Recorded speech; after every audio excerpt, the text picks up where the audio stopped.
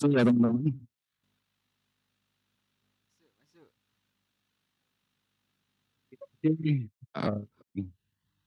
Assalamualaikum warahmatullahi wabarakatuh. Waalaikumsalam warahmatullahi wabarakatuh. Warahmatullahi wabarakatuh. Cakep. Nggak ada bantuan karena waktunya udah mepet. Tebak-tebakan Malin. Oh, tebak-tebakan di belakang Mas Andika. Udah tak siapin Mas Andika. Tenang aja. Oke, di hari ini kita sama-sama belajar tentang herbisida akar up 240 SL atau banyak orang bilang glifosat setengah.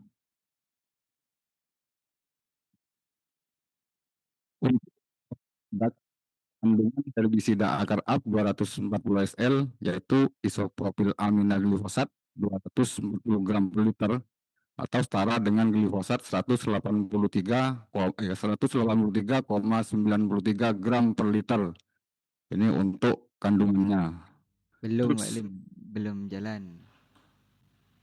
belum jalan Di ya? slideshow, belum slideshow Mas Salim. Belum selesai, Mas. Di kita belum di slideshow.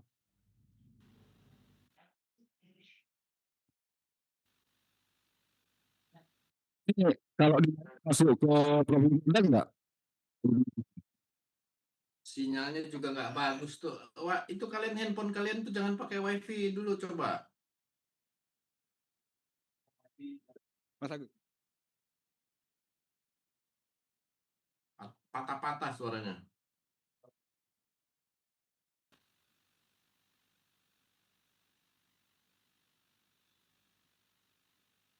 Udah sih.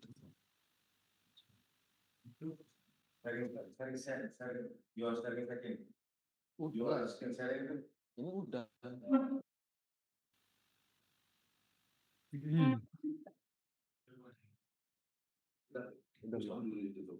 Coba balik.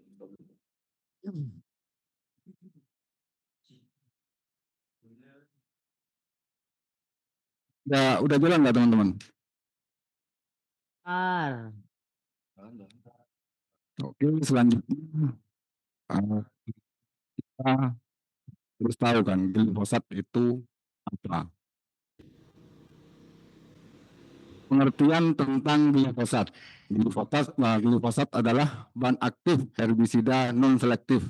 Maksudnya non selektif di sini penyemprotan tidak boleh kena ke tanaman utamanya. Contohnya seperti di lahan cabai. Jadi penyemprotan harus di lorongnya, bukan dari atas. Kalau dari atas ya mudah mati semuanya.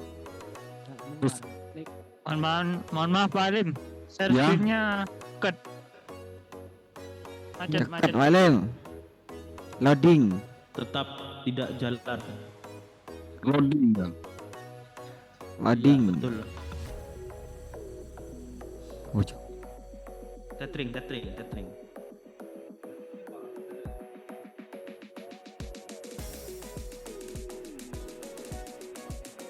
Ya. Tunggal.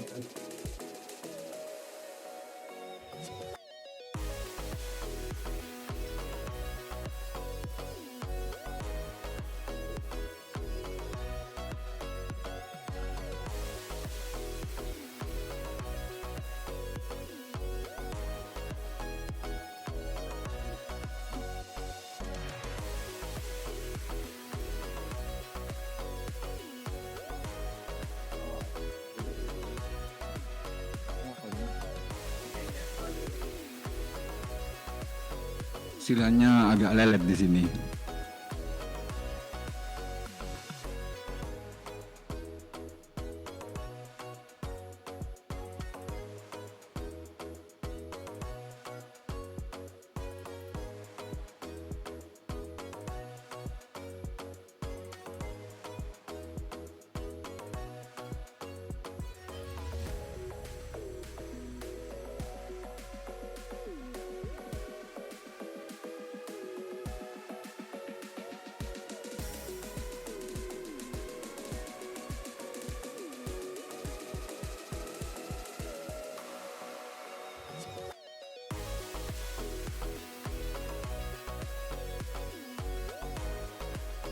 Udah berubah teman-teman slide-nya? Masih di profile produk Pak Lim. Aduh. Cut masih.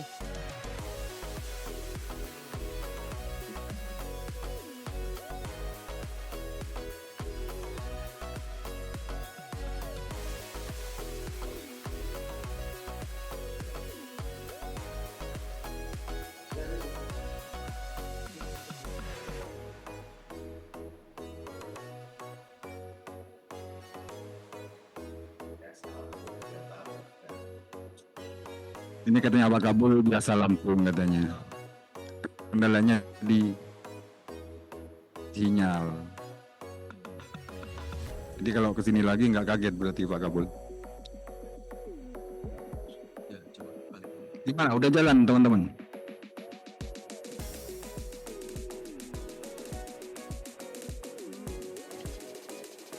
Oh, ada jamu. Halo, halo. Loading.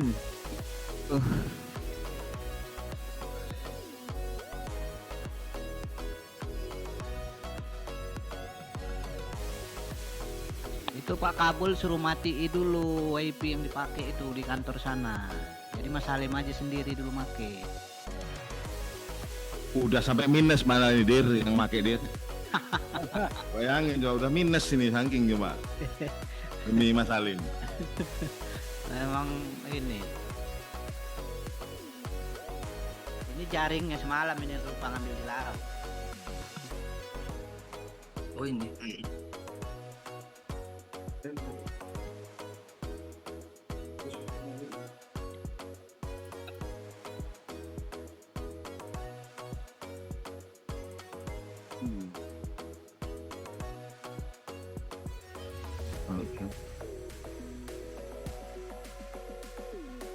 Udah belum? Ini adjust belum nih? Ke atas ke bawah. Nah, udah. Oke, kita lanjut ke pengertian tentang glifosat. Glifosat adalah bahan aktif herbisida non selektif. Maksudnya di sini non selektif adalah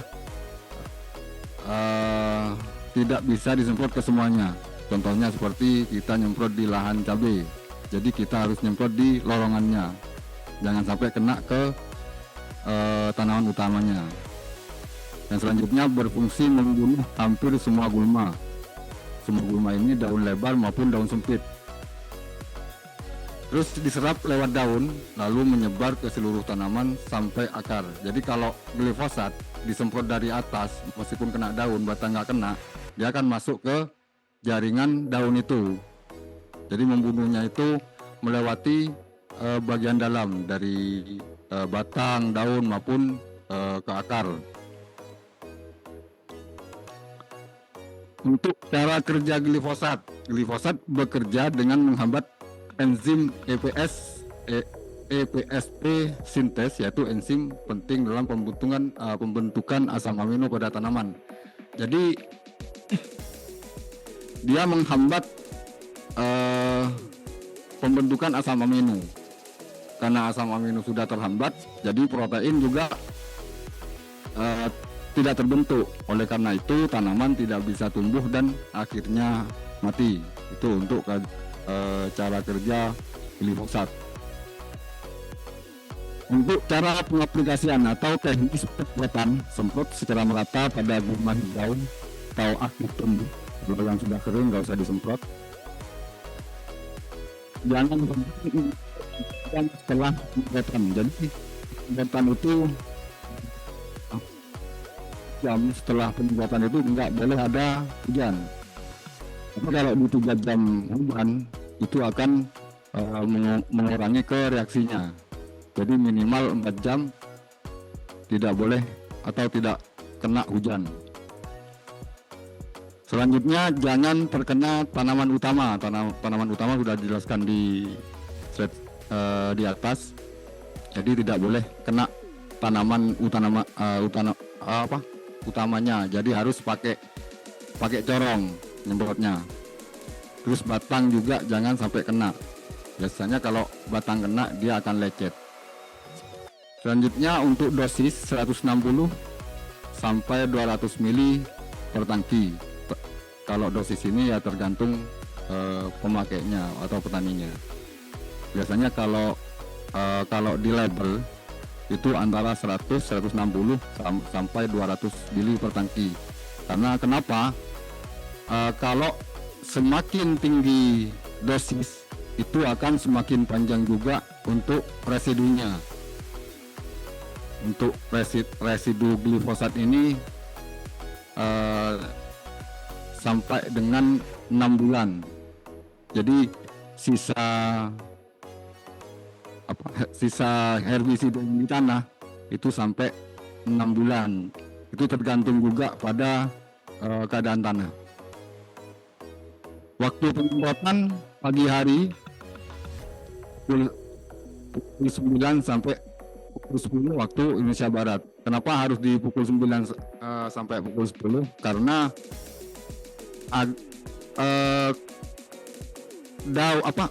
air yang di daun itu udah kering, embun itu sudah hilang. Kalau di daun itu masih ada embun, itu juga akan mengurangi reaksinya.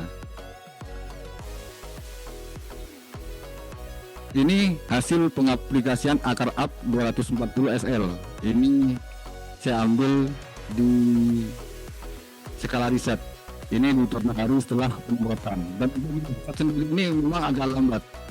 Jadi di 7 hari daun keguningannya itu di 7 hari, 7 hari sampai 10 hari. Yang ini gulma berdaun sempit. Ini gulma rumput tidak rusak. Apa yang ini rumput besar. Ini namanya gulma bandotan. Ini campur dengan gulma sintrong. Ini di 7 hari setelah penyemprotan daun sudah mulai kekuningan. Ini di 15 hari setelah penyemprotan, jadi daun sudah total kering. Yang daun sempit maupun yang daun lebar. Ini di sini sudah teman-teman bisa lihat. Ini sudah kering kelempang antara yang daun sempit maupun yang daun lebar. Ini hasil di 30 hari setelah penyemprotan. Jadi hasilnya masih kering.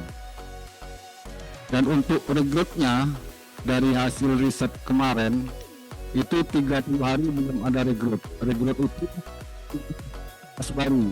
Jadi regrowth itu dari batang.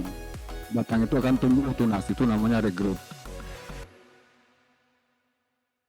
Jadi sampai 30 hari ini masih belum ada yang regrowth untuk aplikasian akar up. Dan dosis ini untuk riset sendiri saya pakainya dosis 100 mili.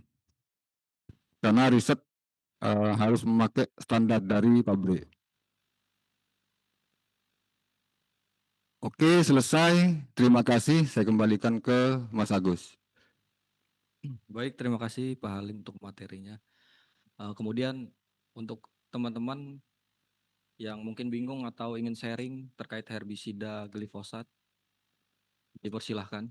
Bebas berekspresi, asal jangan rebutan. Dipersilahkan. Asal jangan anarkis. Oh, iya.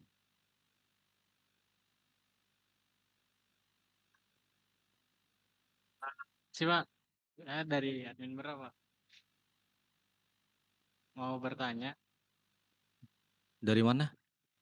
Admin berapa? Oh, Berau. Ya, saya Diki Pak. Untuk admin project di Malinau Pak, baru bergabung juga dalam bulan ini. Saya mau bertanya Pak, apakah bisa dilakukan penyemprotan selain estimasi jam yang sudah diterapkan sama yang dijamahkan sama Bapak tadi Pak? Terima kasih Pak. Maksudnya penyemprotan selain jam 9 ya maksudnya? Ya, di luar jam itu Pak. Ya nggak apa-apa. Untuk penyemprotan itu pagi ya nggak apa-apa, tapi hasilnya nggak akan maksimal karena masih ada air embun di situ. Jadi akan kurang maksimal. Untuk penyemprotan sore hari ya nggak masalah juga. Dan itu agak lambat juga karena untuk glifosat sendiri butuh sinar matahari untuk reaksinya. Jadi nggak masalah. Mau nyemprot pagi sekali nggak apa-apa, mau nyemprot siang nggak apa-apa, sore juga nggak apa-apa. Tapi akan beda dengan nyemprot yang jam 9 sampai jam 10 itu, Mas. Dari reaksinya akan lebih cepat di jam-jam segitu. Jadi kalau pagi nyemprot karena ada embun, itu reaksinya akan berkurang. Kalau sore itu akan untuk reaksinya akan lambat. Karena sinar matahari udah nggak ada kan kalau sore. Seperti itu. Oh ya, ada sedikit lagi Pak. Jika disemprotnya misalnya lebih pagi tapi dosisnya lebih dinaikkan, misalnya Pak, apakah akan tetap efektif gitu? Tetap nggak efektif juga karena dia masih tercampur air, masih ada air. Solusinya ya semprot basah. Dan kebanyakan petani semprot benar-benar basah kan nggak ada kan. Ya libas-libas saja itu kan. Meskipun dinaikkan dosis ya sama aja nanti hasilnya. Akan ada pengurangan reaksi di situ.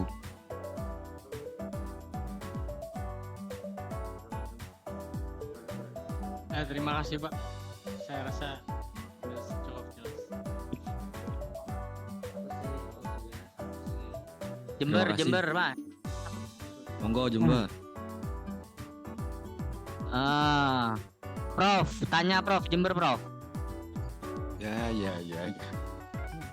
Itu kan akar up ya Prof. Kalau di kayak bakar kering itu kan kemarin ada yang teduhan, ada yang enggak teduhan. Nah ini kalau akar up ini bebas, Prof. Teduhan bisa, di lahan terbuka bisa, gitu lah. Sama-sama bisa, tapi dari hasil riset kemarin akar up ini lebih efektif di lahan teduhan, Mas Mukit. Teduhan juga berarti. Ya, kayak bawahnya kopi, terus jeruk, sawit kayak itu tuh Mas Mukit. Jadi bisa juga di lahan kering, tapi dia lebih efektif di lahan teduhan. Untuk yang glifosat setengah ini Mas Mukit. Oh, berarti hampir sama kayak basfonat ya, di teduhan juga gitu ya. Cuma kelebihannya basfonat dan tadi hujannya gitu ya, Pak. Ya, Prof. Ya, betul sekali Mas Mukit. Oh, berarti kalau di lahan terbuka akar up ini kurang efektif gitu, nggak mati, Prof. Berarti, Prof. Kalau matinya sama sih Mas Mukit, tapi nanti regrowth-nya yang lebih cepat kalau di lahan kering. Kalau lahan terbuka gitu maksudnya. Ya, kalau lahan terbuka itu regrowth-nya lebih cepat dibandingkan dengan lahan teduhan. Soalnya kemarin pas uji coba itu regrowth-nya untuk akar up ini di 21 hari. Sedangkan yang akar up lahan teduhan ini di 30 hari belum ada regrowth Mas Mukit. Jadi bedanya di situ. Oke, makasih Prof. Sama-sama Tanya Mas. Jember, Prof. Terima kasih. Tanya Jember. Silakan Jember lagi. Ya Prof, mau tanya, kalau akar up ini disemprot di sawah kan, itu berpengaruh gak sama benihnya? Daya tumbuhnya itu berpengaruh apa enggak, Pak? Gitu. Itu setelah Aja. ada tanamannya atau sebelum, Mas Fadil? Sebelum ada tanamannya. Oh, kalau sebelum itu harus tunggu 1 sampai 2 minggu, Mas Fadil, untuk agar residunya itu hilang. Karena kalau di tempat becek atau tempat berair itu penguraiannya lebih cepat, Mas Fadil. Jadi tunggu sampai 1 sampai 2 minggu baru tanam, Mas Fadil. Berarti daya tumbuhnya benih itu aman ya Pak ya? aman setelah 1 sampai 2 minggu. Kalau jarak 5 hari itu masih ada pengaruh, Mas Fadil. Jadi nanti Oh, iya, mungkin 30% mati, yang 70% tumbuh. Seperti itu, Mas Fadil. Oh iya, terima kasih Prof atas jawabannya. Sama-sama, Mas Fadil. Ya, Pak. Terima kasih untuk Jember. Mungkin teman-teman yang lain dari wilayah yang lain silakan yang ingin bertanya. Yusril. Iya Pak. Jember Pak. Jember. Jember, Ya, silakan Jember. silakan. Kembali ini mau tanya. Jadi kalau dosisnya berlebihan dan pada tanahnya dan tanaman sekitarnya itu gimana Pak? Yang penting nggak kena tanaman utamanya, Mas. Jadi harus agak jauh dari situ. Beda lagi dengan lahan kemarin saya coba itu di lahan kopi dengan dosis 160. Sampai dengan 15 hari itu masih aman. Jadi kalau riset kan nyemprotnya asal-asalan kan, asal terabas, asal nggak kena daun atas. Batang bawah itu saya semprot juga, ternyata masih aman dan hasilnya bagus. Dan kemarin saya ditelepon oleh petaninya, minta sampel. Akhirnya saya suruh beli tuh. Saya ketemunya petani sampel tuh, karena bagus dia minta lagi. Dan pulang dari Lampung saya langsung meluncur ke sana Pak, untuk melihat hasilnya.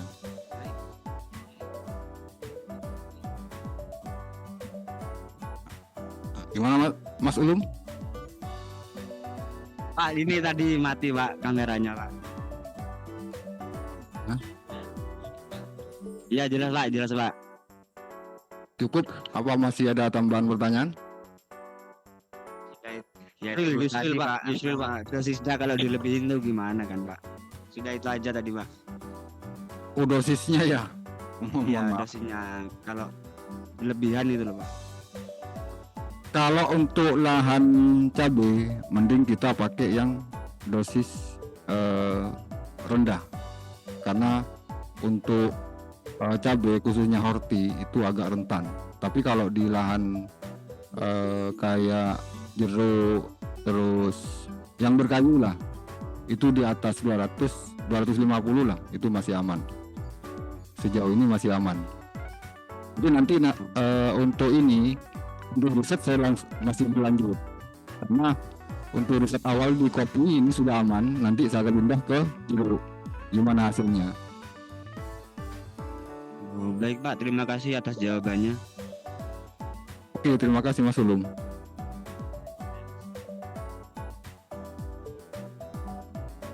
Jember masih ada? Yusril. Tidak ada, Mas Erik mau tanya. Mas Erik Jember Mas. Silakan Mas Erik, jika ada yang mau ditanyakan atau mau di-sharingkan.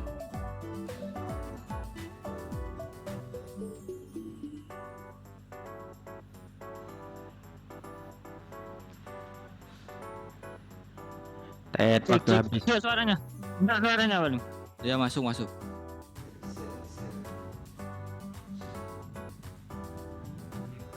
Untuk pertanyaannya ini Pak Alim, tadi saya kurang dengar di pada dosis dari akar apa Alim, kurang dengar saya tadi. Kurang jelas Pak Alim. Ya. Untuk dosis kalau di label itu 100 mili. Kalau dosis, Mas Erik. Tapi standar di petani itu kebanyakan di 160 sampai 200. Jadi itu maksimalnya. Kalau di kalau di label itu 100 mili. Minimal. Itu standar dari yang di bukan dalam. Kalau petani kebanyakan lebih ya Pak Alim. Ya, di atasnya itu. Gak ada yang untuk sekarang pakai dosis 100 mili. Rata-rata itu di 160 sampai 200, bahkan lebih. bisa di 250 sampai 300 kalau di petani. Oh, oke dah Pak Alim. Mungkin di wilayah ya. Kayak tadi kan cuma Tony yang tanya. Wilayah coba silakan Pak Alim. Sama-sama, Mas. Mana mau tanya? Probolinggo Mas. Silakan. Probolinggo Mas mau tanya Mas. Ya, silakan, Mas. Mau tanya Mas Salim. Ya. Tadi kan disebut kalau herbisida kontak maupun sistemik itu kan kalau terkena sinar matahari dia maksimal, kalau nggak terkena sinar matahari itu nggak maksimal kayak gitu.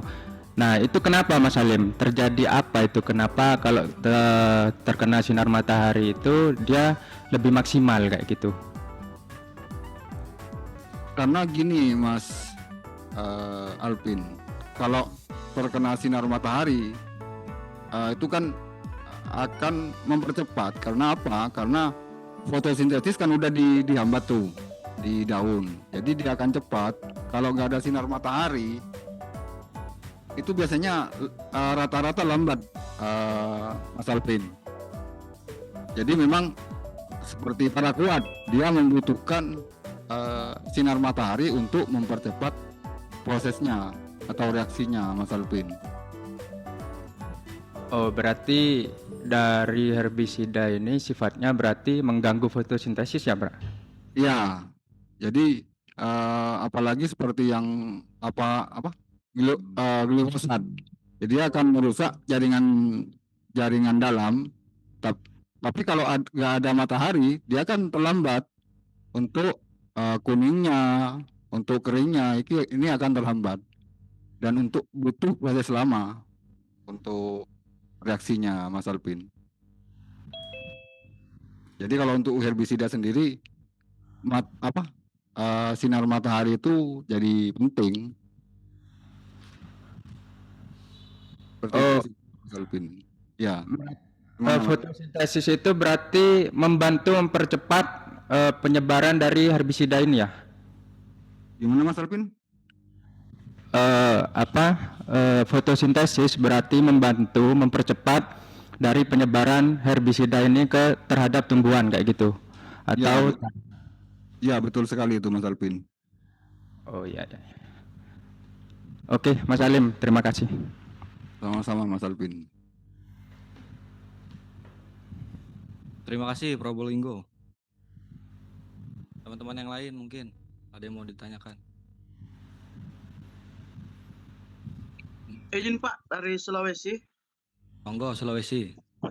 Ini Pak, saya tanyakan apa akrab bisa di mix sama amonium glifosat? Dan nilai jualnya sedikit juga Pak, dan nilai jualnya ini kan kebanyakan di glifosat ada biosop teknologi. Apa dalam akrab ada juga kandungannya Pak, biosop teknologinya? Apa namanya tadi? Biosop teknologi. Coba bilang Mas. Yang pertama saya nangkapnya yang dimik ya, dimik dengan amonium. Amonium. Ya. Kemarin saya udah uji coba, tapi bukan akar up, tapi root up. Itu dimik dengan amonium kita, yaitu basfonat. Ternyata amonium itu kalah ke glifosat kalah ke amoniumnya. Jadi regrowth-nya itu lebih cepat, Mas Sumsel. Soalnya nggak ada namanya. Iya, nggak ada namanya Pak. Jadi aku sebut Mas Sumsel aja. Iya Pak. Sulsel. Iya, kalau di make glifosatnya yang kalah, Mas. Jadi regrowth-nya lebih cepat. Biasanya 30 hari, di 15 hari sudah regrowth. Jadi dia ngikuti ke amoniumnya, ke basfonat. Terus yang kedua apa tadi Mas? Biosop teknologinya Pak, kan kebanyakan ada beberapa glifosat yang mengandung biosop teknologi, yang itu nilai jual tersendiri. Apa juga ada kandungannya dari akar? Kalau yang di akar belum ada kayaknya. Belum ada. Bukan kayaknya, memang nggak ada. Siapa?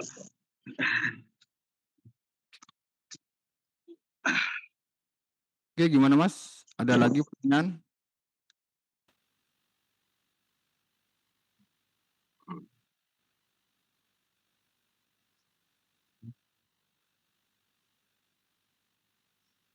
Baik, teman-teman, karena sudah mendekati jam 10, pertanyaan ini kita selesaikan ya.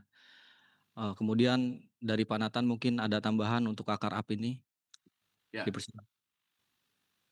Ya, yang terakhir yang menarik ya, pertanyaan Syukran dari Sulawesi, tepatnya Pinrang. Woi, ini biar teman-teman tahu ya, orang-orang daerah, kalian kenalkan saya jangan dari Sulawesi Selatan aja. Kalau Sulawesi Selatan orang udah tahu ya, tapi kalau Pinrang, nah, agak berbeda ya, supaya teman-teman yang daerah lain juga apa sih Pinrang? Oh, ada kota Pinrang ya, gitu-gitu ya. Oke, yang terakhir bioskop ya. Jadi sekarang ini untuk strategi marketing banyak sekali kompetitor kita atau teman-teman kita itu menggunakan kata-kata bioskop. Bioskop ini apa sih? Bioskop ini semacam surfaktan yang digadang-gadang 3 kali lipat lebih dibanding perekat biasa. Dia mengklaim, kalian boleh baca di Google atau dimanapun juga. Jadi diklaim itu tahan hujan juga gitu kan. Jadi kalau sekarang kan kita lagi tahunnya Basponat ya, semprot siram tahan hujan gitu ya. Nah, apa bedanya dengan bioskop? Banyak sekali orang bertanya ya. Kalau bioskop kan tahan hujan. Walaupun contoh rondap aja ya, rondap yang paling oke menurutku ya. Coba saja teman-teman nanti atau Mas Halim sendiri boleh melakukan riset rondap yang bioskop itu diklaim itu tahan hujan. Faktanya enggak. Yang ku tahu faktanya enggak ya, tapi nanti kita buktikan juga lewat riset. Teknologi bioskop itu benar tapi mahal sebetulnya. Jadi kalau misalnya produk-produk itu menggunakan bioskop, tulisannya bioskop, ya hanya tulisan, hanya untuk strategi marketing. Sama lah kayak Paraquat 500 SL, kan dia boleh menjual angka itu walaupun kandungannya belum tentu seperti itu ya. Nah kemudian kita bisa mengklaim begini, kalau teknologi bioskop itu Pak, itu 1-2 jam kena hujan. Kalau apa namanya glifosat kan 6 jam ya. Nah kalau bioskop itu 1-2 jam kena hujan diklaim mati. Nah, jadi lawannya kita jangan pakai akar up ataupun root up ya. Lawannya ya basponat itu. Kalau basponat saat hujan pun nyemprot boleh gitu kan. Saat hujan pun boleh. Walaupun kita tahu tidak mungkin petani nyemprot saat hujan lebat gitu kan. Cuman si Gerson aja yang hujan lebat nyemprot kan. Kalau yang lain kan nggak ada, nggak ada. Itu hanya untuk demo gitu ya. Di kita, di level kita ya. Tapi faktanya kan nggak ada yang nyemprot saat hujan. Itu informasi sedikit mengenai bioskop. Jadi kalau misalnya nanti ketemu di lapangan bioskop itu belum tentu benar ya. Karena kalau Paraquat apa glifosat pakai teknologi bioskop, berapa harga jualnya? Tetap 45 yang ngibul lah itu udah. Tapi kalau 70.000, 80.000, nah ini perlu ini kita waspadai. Tapi kalau masih 40.000, 50.000, dia bilang pakai bioskop yang ngibul. Nah, kira-kira seperti itu. Dan lawannya bukan akar apa atau root up ya, ya basponat aja langsung. Kira-kira seperti itu. Oke, Gus, itu tambahan sedikit dari aku. Baik Pak, terima kasih. Untuk selanjutnya kita langsung aja lanjut ke media sosial ya. Saya serahkan ke Mas Bima atau Mas Bisri nih. Oke, terima kasih Mas Agus Lampung.